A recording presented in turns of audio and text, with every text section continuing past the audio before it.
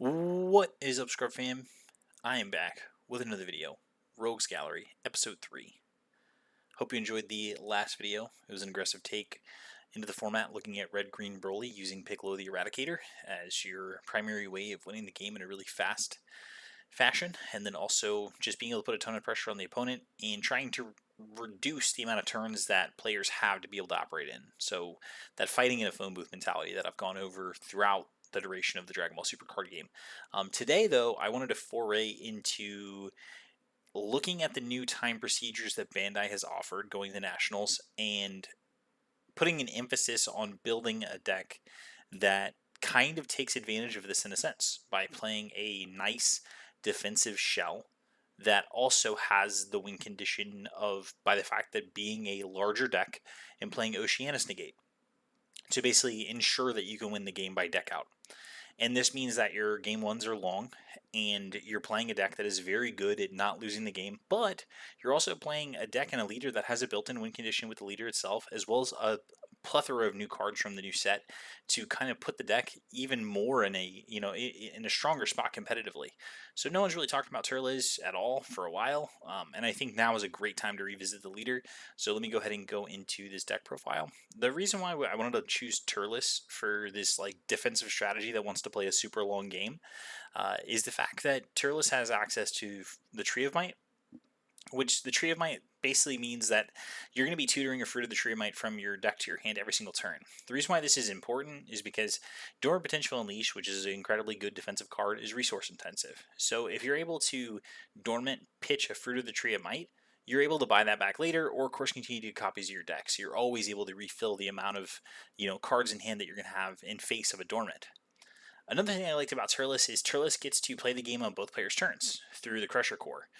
Between Raisin, Lekasai, Days, and then of course the Turles card, Crusher's Core Commander, you're able to establish defensive tools on your opponent's turn, card advantage tools on your opponent's turn, and then also deploy a meaningful body that also provides filtering. So Turles' Crusher Core Commander is dope because once he comes into play, you can bottom deck a card to draw 2 cards, which means you can usually just tuck a Fruit of the Tree Might back into your deck, draw 2 cards, and then now on your opponent's turn, go ahead and get that tree back out of your deck so you just drew, 2 cards for absolutely no cost. So getting that incremental advantage across the course of the game, providing a sizable body, is something that's very strong.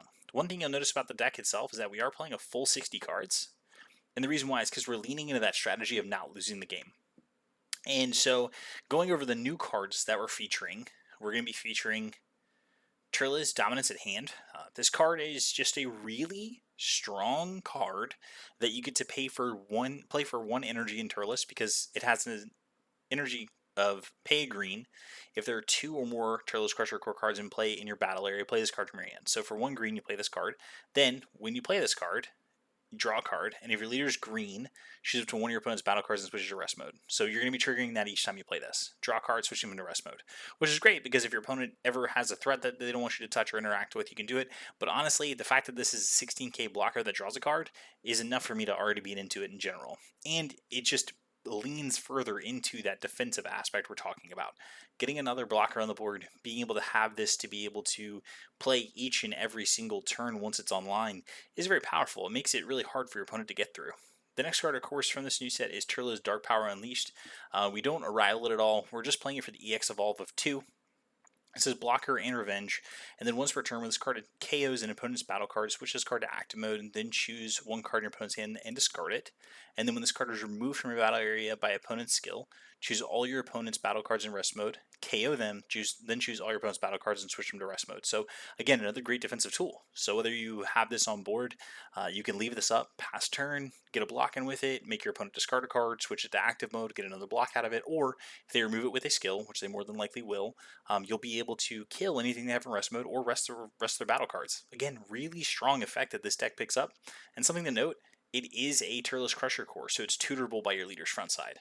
So that's one thing that's great about this leader, is this leader's also a self-awakened leader. Swing, take a life, search top 5, or if you're playing matchups that you know are going to be grindy, then, or you're playing against aggro, you don't have to take a life. You can just search top 5, grab a Turles Crusher Core, there you go.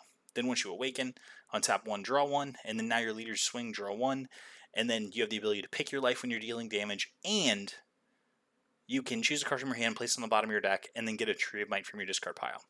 Why this is so great is because if you have access to one Tree of Might in hand, one in your discard pile, you can just tuck the Tree of Might, grab the one from your drop area, and then you can search for a Tree of Might the next turn. So you always have access to searching your deck. So you can always look through, shuffle, get that shuffle as really huge, and then also you just continue to have fodder for Dormant Potential Unleash, which is really important. Next on the list that we're featuring from the new set, Kimbju Unison. This card is just really powerful on its own. We're not playing any one-drop unisons to enable it for the cheaper 2 cost. We're just playing it for 3. And honestly, it's a fairly incredible card. Once it's down, +1, choose up to 1 card in your opponent's hand or one of their battle cards ignoring barrier and place it in their drop area. So you either get to snipe something from your opponent's hand, snipe something from your opponent's hand, or you can kill anything that your opponent has. If your opponent has a threat you're worried about, you can kill it. Your opponent has a Mega Shenron with an Oceanus, kill it. Your opponent has a Kefla 8, kill it. Basically, you just establish this unison, and if this unison lives, if this unison comes down, kills something, then lives to see the next turn and kills something again, the value you're generating is just so ridiculous. The card is incredible, and in this deck it shines a lot because, like I said, we're able to protect with those blockers.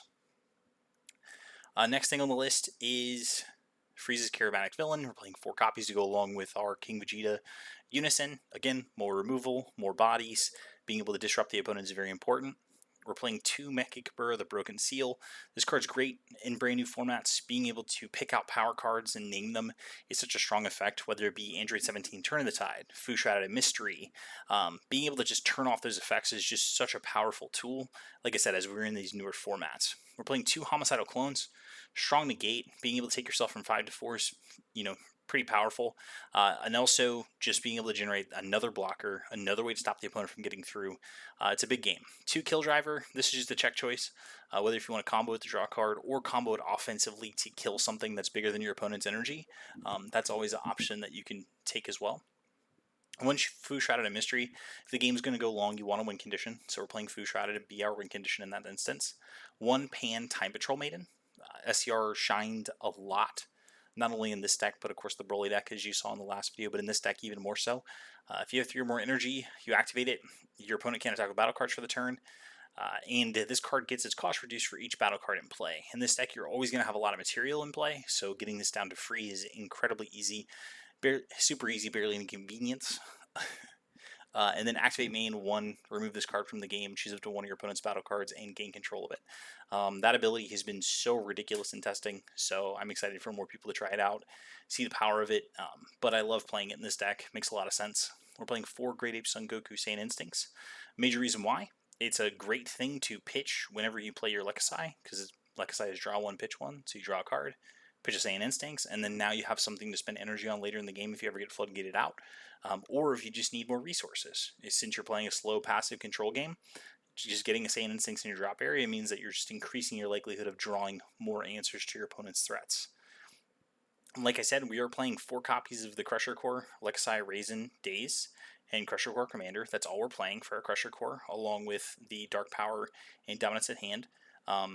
It's kind of difficult at times to go over the value of Raisin in general, but the play of being able to block with a Raisin and then combo another Raisin from your hand, or combo a Lekasai from your hand if you don't have one on board already, and get another blocker is just such a strong effect. It makes games really swingy, because you're just able to just build that defense out of nowhere. So having access to Dormant, having access to Raisin is just super strong. And then of course our other win condition, Oceanus, Shenron, Negative Energy Explosion, Negate, and then your opponent can't attack for the turn unless they mill 4 cards. So you're just going to put your opponent in the squeeze. And the way that you're going to play the game, honestly, you get to play incredibly passive, since you just play these threats on your opponent's turn or play these cards on your opponent's turn. And the thing you're going to be keeping track of when you're playing this deck is cards in hand, cards in life, cards in deck. The reason why you're paying attention to cards in hand and life is you want to see if you have a total of cards in life and hand more than your opponent is possible of doing. So let's say you have 10 cards in hand and you're at 7 life. That means you have access currently to 17 cards. If your opponent has 6 cards in hand and 6 life, 12 is their potential. So you're trying to constantly monitor that to just see where the resources are, and then you're also then looking at your opponent's life deck total. That is like how you're playing this game. You're paying attention to their deck size. How many cards do they have left in deck? And then you just have the upside of the fact that your leader can just kill people out of nowhere with access to Fruit of the Triamite. So you're playing this game where you're playing not to lose, but at any point, if your opponent makes a mistake and they don't account for the fact that your leader is always a lethal threat, they're putting themselves in such a huge bind. That's another thing to note too, is Fruit of the Triamite doesn't have to just be a double striker card. It's also just a 1+20k combo power for any of your battle cards or leader cards. So if your opponent is trying to go for game on you and you just have a Fruit of the Triamite, you can just pop it off. You flip the life face down, and then now you just get like a 20k combo. So as long as your opponent has a life face up, you're going to go ahead and get that 20k boost, which is just wild. So just keep that in mind too. So this deck has a ton of defensive tools. It has a tons of way to not lose the game. I'm playing 4 of the Cacao Invader Reverse Super Combo, the Turles Crusher Core one, because your leader just tutors your super combos. So you're usually going to see 3 to 4 super combos per game, even with a 60 card deck. That's another reason why I like Turles so much in Tree and Fruit of the Triamite, is that your 60 card deck never feels like it.